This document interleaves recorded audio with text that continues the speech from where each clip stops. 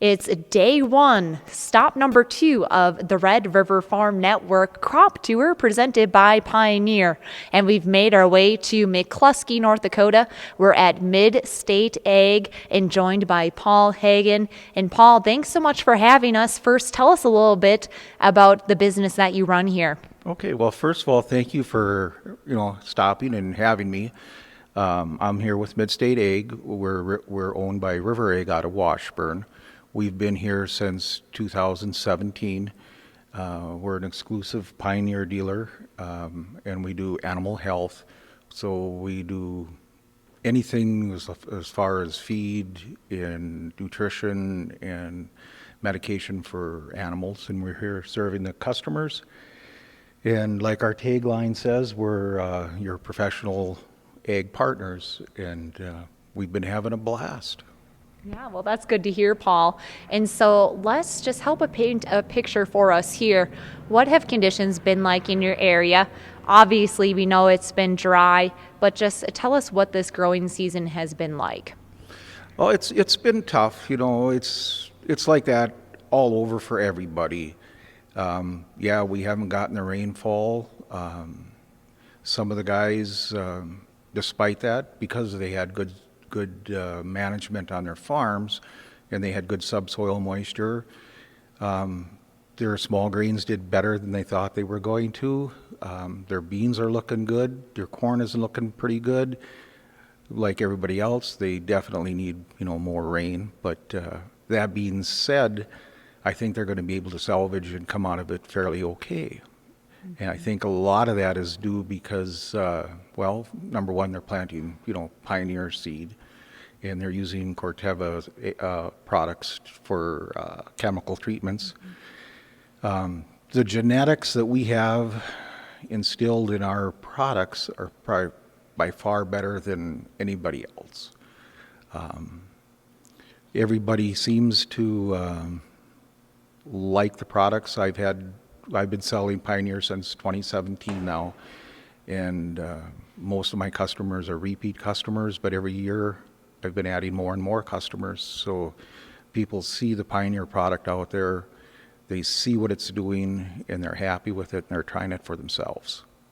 Well, and you talk about the small grains crop that obviously exceeded initial expectations. There was a little more out there than we initially thought. It looks like, we've been catching some later season rains. We'd always like more, but will that help some of these row crops maybe exceed expectations once again, just given how dry it has been all season long? Yes, I believe so. If, depending upon when they were planted, what the conditions were when they were put in the reproductive state, they definitely need more water. We're at the end of that, but it might be enough to help a lot of the bottoms of the plants fill out. Is it going to be 40, 50 bushel? Probably not. But if a guy can salvage 30 out of there, that ain't too bad for this year. And next year, hopefully, it'll be a lot nicer because they're claiming that we're supposed to get up to 100 inches of snow this winter. So. Well, at this point, I don't think many farmers or ranchers will shy away from that. It's moisture, no matter what form it is. And on that note, you talked about earlier how well and how far along some of these different genetics have come. And so whether it be corn, soybeans, canola, sunflowers, you name it, what really excites you and what really has been performing, whether it be super wet or super dry? What has been kind of that tried and true variety or hybrid that you want to feature? Well, in our area here, there's a lot of corn. Our ADD corn has been phenomenal. I've had guys tell me that it outperformed anything that they had last year. So that's positive. Our beans are by far better than anybody else's out there, I feel. And now with the introduction of the past couple of years of the Enlist bean, and with the new varieties that were coming out, and we will have sole ownership of the genetics within them. They're advancing all types of different varieties. This coming year now, I believe there must be at least a dozen new varieties just in the Enlist itself. And the nice thing about the Enlist is using the Corteva chemical packages with that, it's going to be less expensive to treat weed issues with the Enlist beans than it is with the Extend beans. I know last year we had a few people that planted Enlist beans with us, and they were really happy. We went out and looked at their fields, and they were clean and neat and no weeds. Now, with this coming year, with the introduction of the new varieties that are going to fit into our area even better, I'm really excited.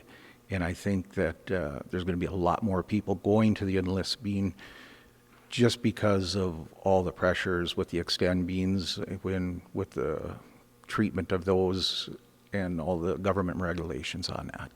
Mm-hmm. So it's going to be a far better bean, and it's going to be cheaper to treat. So, mm-hmm.